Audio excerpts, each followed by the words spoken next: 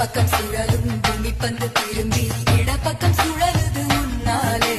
கைப்பிடி அளவு இருக்கின்ற இதயம் விரிந்தது துளை போலே